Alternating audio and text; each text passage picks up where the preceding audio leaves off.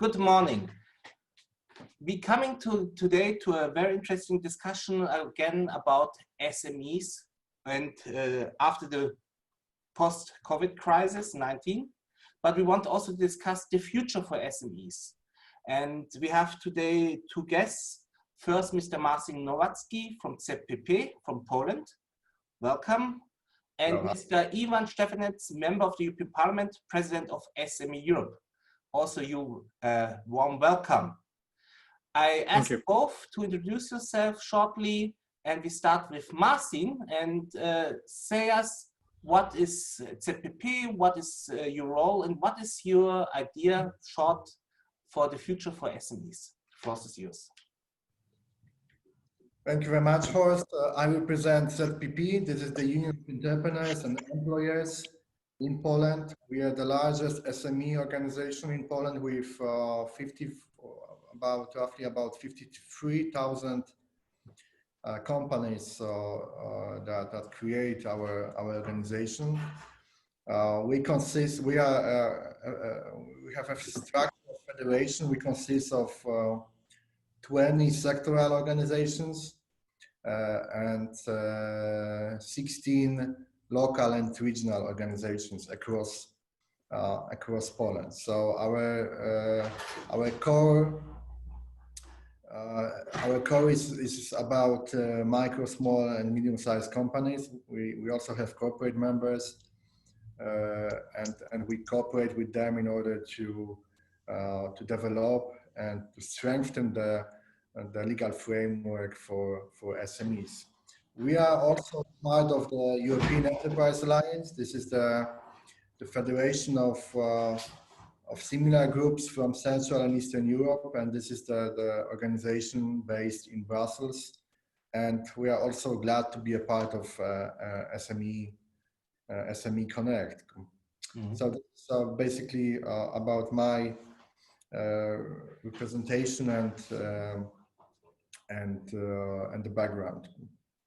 Thank you very much. I know you're one of the most active Polish organizations in Brussels, and you are involved in many topics to cover SMEs' interests and to fight for them.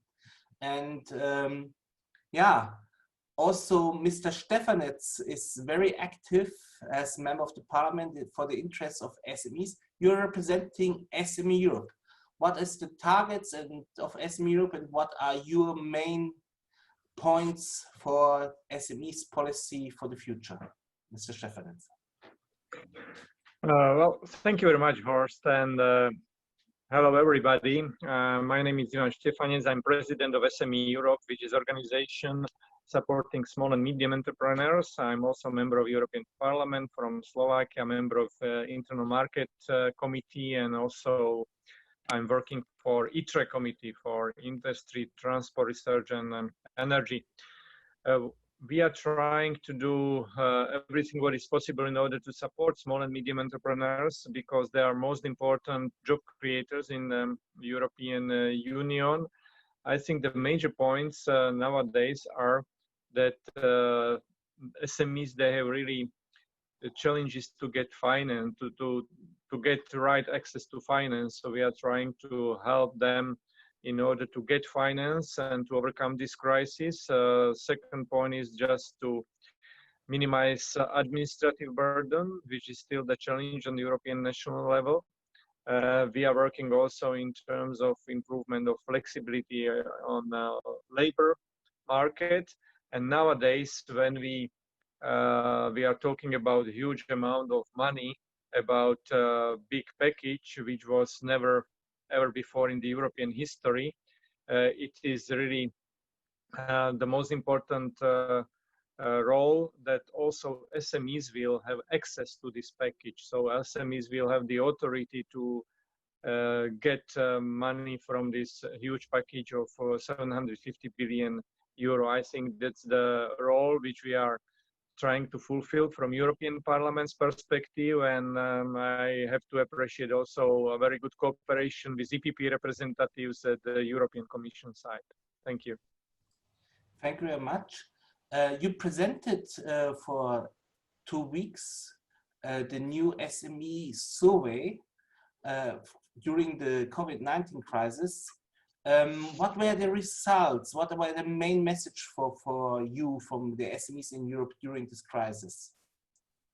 Yes, that's right. Immediately when this crisis starts, we asked our SMEs what is really they need.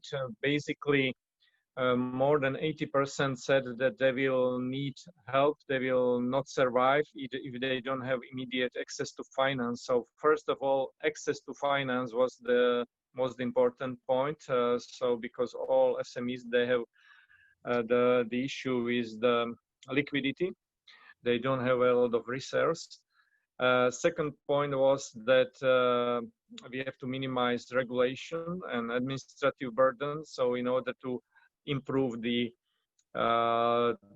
administrative burden, to minimize administrative burden, they ask us to do everything what we can in order to minimize regulation. And the third point, I think, was single market, because single market was pretty much hurt in this crisis. Many countries, they just closed the borders, and many SMEs, they felt it negatively. So I think that's a strong message to the European legislators and also to the national governments that please open borders as soon as possible, because SMEs need it for their economical life. Thank you very much. I think Poland was coming out or is doing very well during this crisis. If you read this in German newspapers, what is the situation now in Poland, and what you see now, which measures we need now to help the SMEs? Marcin. I confirm that most of our businesses are reopening right now. We started a couple of weeks ago. We already started the reopening of the economy. So today, basically all types of businesses can operate. From Monday, from Monday we will start a last phase of reopening that includes fitness clubs, swimming pools, and other sport facilities.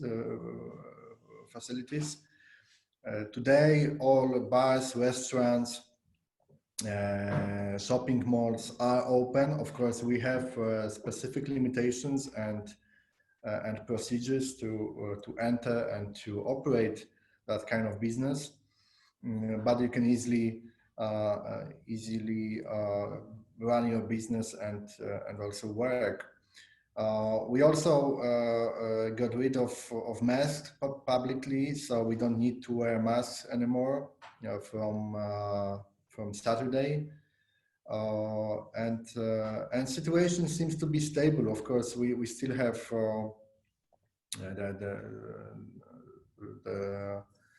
the disease is here, but we keep the base of unhealthy people very low, and it's rather stable. So this is what is just happening. In terms of what Mr. Stefanec mentioned, I agree that the access to finance was critical, and it was number one issue from our businesses to call the government for. And that was also quite rapidly, I would say, addressed by the government. So we got 50 billion zloty for SMEs only for liquidity, and this is the program operates within a couple of days. You can access, you can get the funds to your account. The program is designed in a way that you must repay at least 25% of the capital you get.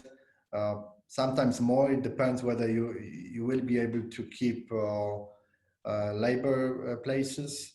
as well as keep the business running. So there are some, of course, restrictions within the program and motivations to keep your business alive and your workers with you as well. But definitely, I can summarize that today SMEs, we can say they got the access to easy and fast financing.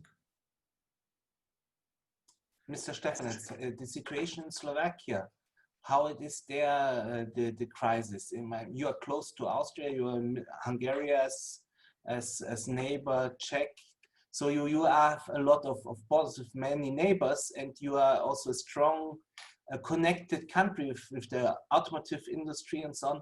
What is the impact of the COVID-19 crisis? Yes, the impact is quite important and not very positive. We expect that this year it will be minus 10% of GDP, which will affect state budget, which will affect all economical subjects in the countries. However, measures were quite strict.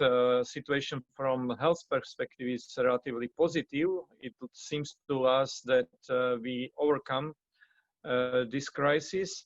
However, economically, it will hurt. It will take some time. Therefore, we have to make right measures. And as you mentioned, we are in Central Europe. We are pretty much connected to other countries. Slovakia is a small, open economy. More than 90% of our GDP is export, particularly from automotive industry, where many SMEs are connected to these automotive factories. So we desperately need to open borders. So I think the message number one is just open borders and to come back to the functioning single market. Secondly, I can reconfirm what Mr. Nowacki has mentioned, this financial help and access to finance. This is very, very, very important. I'm happy to say that the help from European institutions was quite visible, particularly now many commercial banks, they offer already many loans with the guarantee from European investment banks. Secondly, there is contribution to employment, which was so-called Kurzarbeit, which was the idea from the European Commission. And thirdly, also many structural funds, basically European money, which can be used in the country. It is possible now to change due to current circumstances to new priorities without any co-financing. So I have to say that the European institutions were very flexible and it is now visible, but recovery will be not easy. So recovery is now crucial. So altogether, just in short summary, from health perspective is not so bad. From economical perspective, it will take some time. Thank you very much.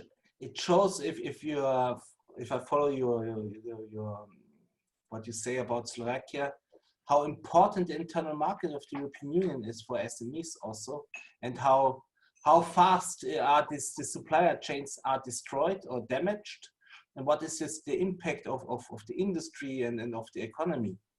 We heard also now that the European Union acted fast because there were also a lot of criticism in the beginning.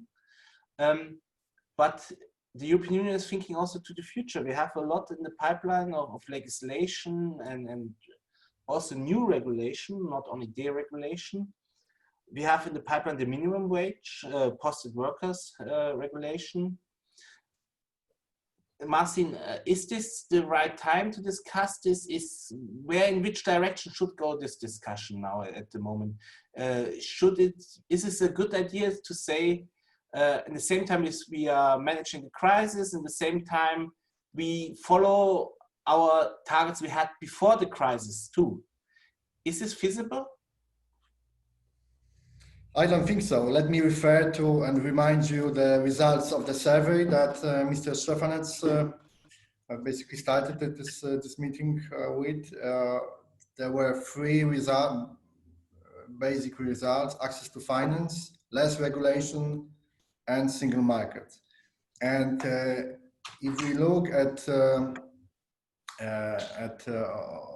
open files, I would say, at the EU level, specifically, if we look at Posted Workers Directive and minimum wage, then we see that these are this is more regulation and basically less single market, and we cannot. I don't think we can afford it these days. As the European Enterprise Alliance, we called just recently the European Commission to postpone the date of the application of Posted Workers Directive. And we should postpone it until we see that member states, both member states and companies, are ready for new limitations. If that's going to be the case, so definitely for now we should, or we must forget about this limitation across the freedom of services. And the same refers, this is a different stage of development in terms of the decision-making process, but the same refers to minimum wage.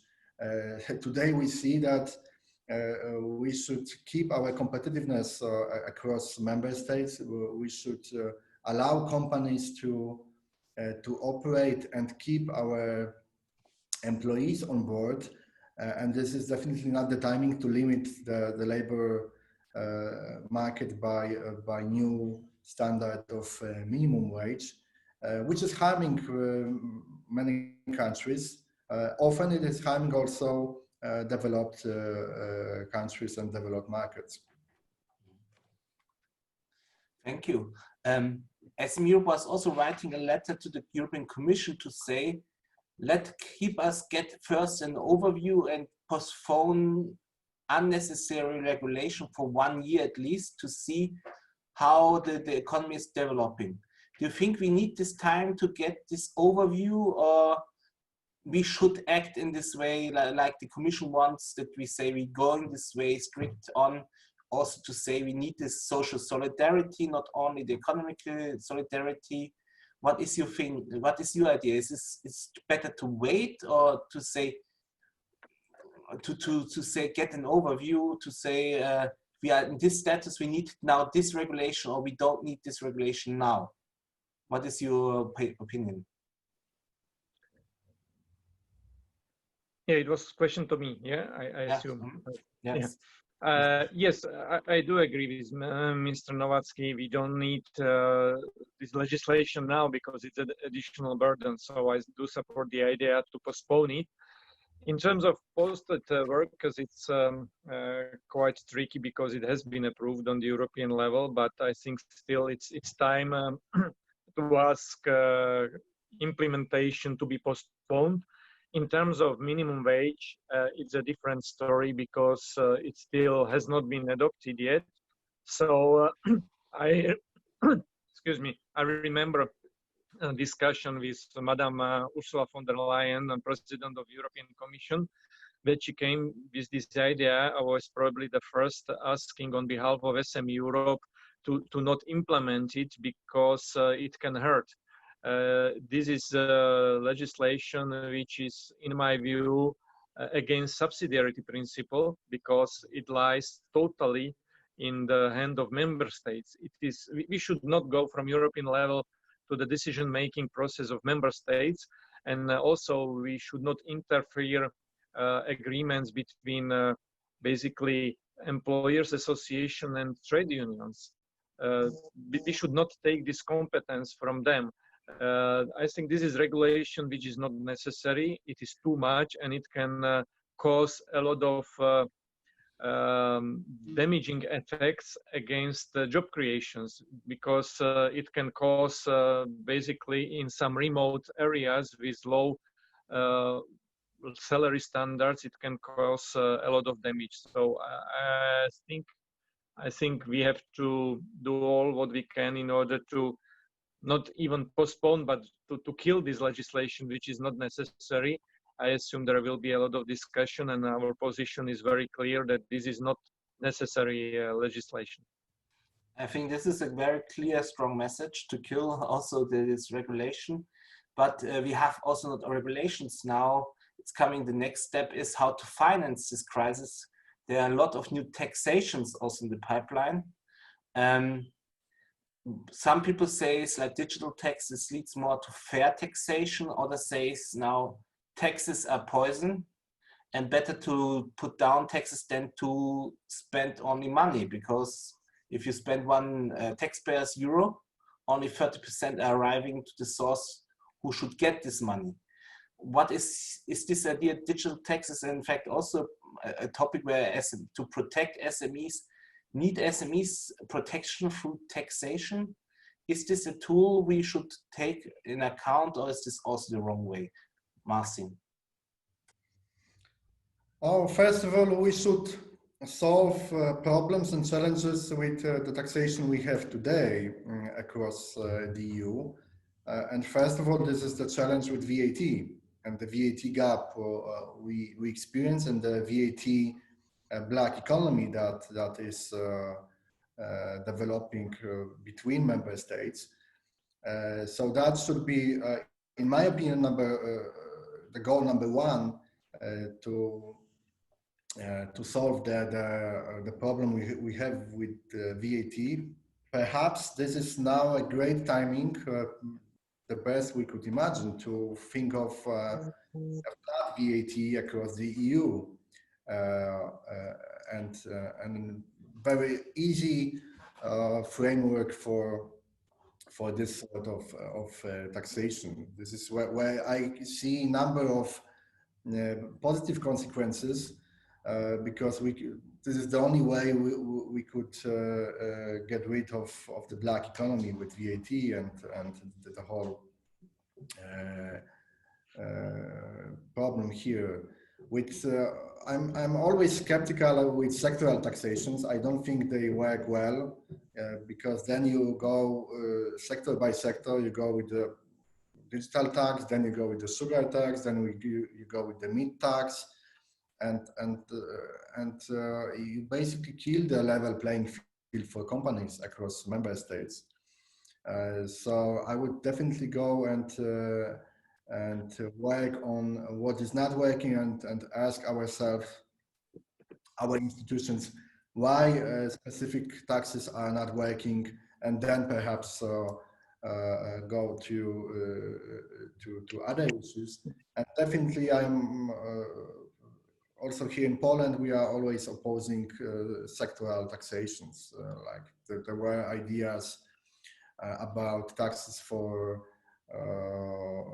shopping malls, for large chains specifically dedicated. I don't think this is the way we should approach the market today. I think we basically should think of more freedom in terms of services, more freedom in terms of trade, and the same with free flow of workers. This is the sphere which is at the core of the EU, and I don't think it works well for every specific country and sector. Thank you. KDH was in his election campaign was welcomed by the European taxpayers, because you have really modern ideas about taxation. You are also want to come back to the flat tax Slovakia had before. Can you tell us more? What is your idea? Because you were also rapporteur for goods and services. We hear now VAT is a problem. Tax competition, flat tax. What is the way? What should be the target? Yes. First of all, I'm absolutely sure that we do not need new taxes. I think no taxes are not necessary. Any kind of digital taxation, any type of new taxation is not necessary. I absolutely agree with the point which has been already mentioned, that we have to focus on current taxation. We have to do everything in order to fight against tax avoidance and to focus on better tax efficiency. For example, in terms of VAT, there is a possibility to implement so-called reverse charge and to improve efficiency of VAT. In terms of direct taxation, this is fully in competence of member states, and I'm happy to work on some kind of standardization, so it can be helpful for SMEs, but not on let's say harmonization of rates. There must be decision making in the hands of national governments, and competition in terms of tax rate is a healthy one. Therefore, simplicity is the answer. No new taxes, but we have to focus on current ones, and we have to still as much as it's possible to fight for simplification. Therefore, flat tax was a good example, and we would like to come back to this if we have political influence, because the example from Slovakia showed that as we implemented flat tax, basically tax revenue improved. So even ability of entrepreneurs to pay taxes was increasing. So flat taxation and basically simplicity in tax area is win-win for employers and also for state budget. I think this is the major topic of tax revenue and tax simplification in the European Union, and I'm happy to elaborate on that also in next couple of years, because now it will be more and more important in terms of crisis, how we overcome the crisis. I assume there will be many attempts from governments to increase taxation, but we have to be very clear that this is not the way how to go ahead. We have to keep still our position, no new taxation, no tax increase, but improve efficiency from a point of view of the state. Rather, we have to focus on finishing of single market, particularly in the area of services. We have not completed single market yet. We have to focus on the improvement of services. We have to focus on digital infrastructure, building digital single market. So we have still a lot of challenges, but in terms of taxation, we have to be very clear and not to increase taxes and not to implement new ones. Thank you. Just one more sentence, that fighting tax avoidance doesn't mean we need to fight tax competition across member states. Mm-hmm. Because there are some voices at the EU level that, I know, decisions and experiences of Ireland, Netherlands, Poland, Estonia, formerly Slovakia, this is against solidarity of the EU because we have low taxes. I think tax competition is also important. I mean, if we look at direct taxation, of course, and corporate taxation, it is important to keep it, and flat taxation for individuals and for corporates doesn't mean that this is that we go into the direction of tax avoidance. That these are totally two different stories and issues.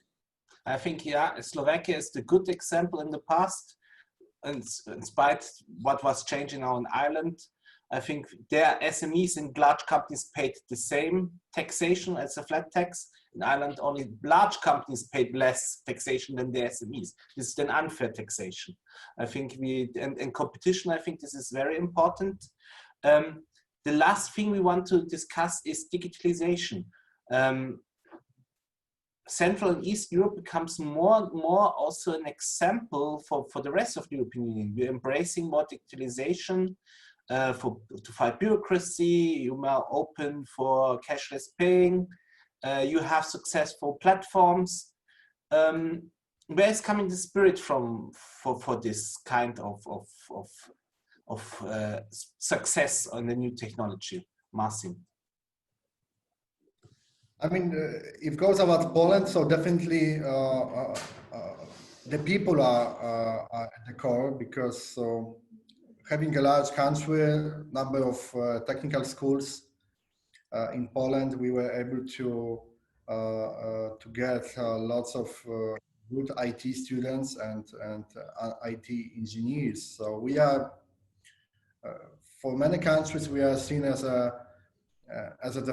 we were seen for years as a development center.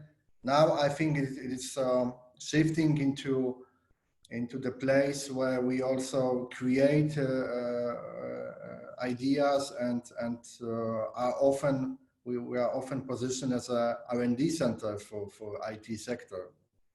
So not just producing as an outsourced country, producing the code for developed countries, for the Western countries, but we have our own leaders and strong companies that are working on their own with their own brand internationally. So definitely the competence and the resources we have, thanks to IT students, IT schools, did make the change. And the second thing is that the digital sector is, I would say, to some extent, it's left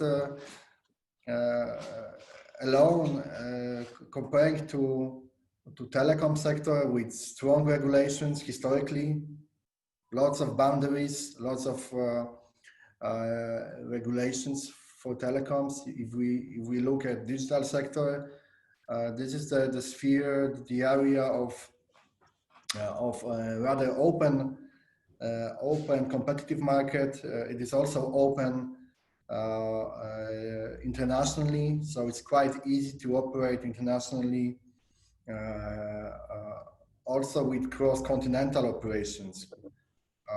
So definitely it helps, and it shows how open markets can influence the business development, also in countries with low base of experience and historically competence, because that's all new for us and for our countries. Mr. Stefanec, you are also a fighter for digitalization of the administration to make access to fight bureaucracy, but you also have the idea of the smart farmers, also smart small farmers. What is your, why you are thinking that you are this open for this technology, where you have more discussing the advantage and the chances than only to have the fear about this? Where it's coming from? In my view, the digitization will be the decisive factor for success or not success in the European Union. I think we have to focus much more on digitization from 2 points of view. First one is to improve infrastructure, digital infrastructure, just to support better access for SMEs and also for our citizens to the to internet connection everywhere. So this is the political objective, to improve the digital infrastructure. And secondly, I think we have to focus much more on digital skills. This is the level of education at the schools, but also among entrepreneurs. I think we can help a lot to entrepreneurs if we focus on digital skills.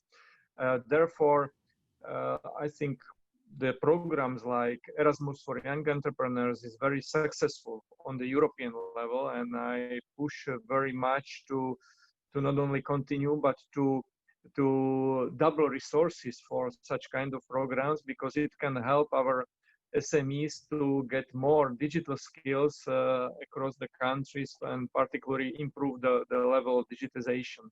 So 2 factors, infrastructure and digital skills. And I think particularly in the European Union, if we talk about 4 kinds of freedom: freedom of services, goods, capital, and people. So I think we have to talk about 5th freedom, and this is freedom of movement of information. We have to also overcome all the barriers among member states in order to improve freedom of information, and this is the major challenge for next couple of years. And this is also connected with so-called digital single market, that it means that all information will be accessible for employees, for SMEs, for citizens. There will be no barriers for information flow among the countries. This is the fascinating area, and we can talk about artificial intelligence, we can talk about privacy. There are many aspects, but if you asked whether there are opportunities or fears, definitely there are much more opportunities, and this is, in my view, this is decisive factor for future, and I'm very positive that we have the capabilities and the skills among people and among young entrepreneurs to manage this challenge.